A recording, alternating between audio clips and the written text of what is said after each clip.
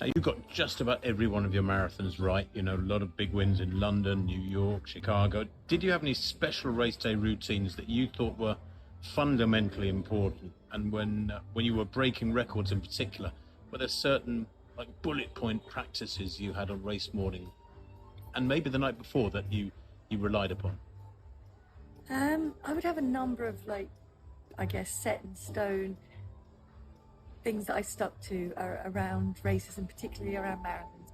I think because the marathon you spend so long getting ready for it, and you really don't want anything stupid to mess it up at the last minute, either the night before, the morning of, just because you didn't eat the right kind of food or you experimented with something or you forgot to do something that you've done a lot of times in training. So I think it was more just kind of covering all of those bases. So I guess I would be fairly rigid about certainly eating on race day. So I would work out from race start time to warm up time to 3 hours before that and stop eating then.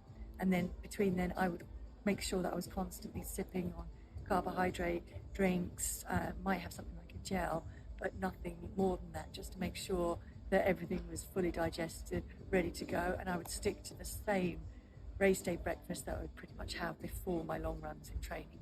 So I knew that it was something that worked for me, even perhaps going so far, if I was travelling to marathons and it was easy to do, I would take my rice cooker with me and I would actually cook my meal the night before, if possible, in the room. It's not always possible and you have to be flexible and not obsessed with that if you can't make it happen. But if I was able to cover all the bases, if I had, like, for example, a room in London where I could cook my own stuff, I would take it down and make sure that I was controlling that element of it. A lot of people watching will want to know, what was your race day breakfast? What most times, what was your last meal 3 hours before kickoff? So I would have, for my last meal before my race day breakfast would be a bowl of porridge made with water, and then I would have chopped up banana and some honey in there. I would have a cup of coffee or a cup of green tea.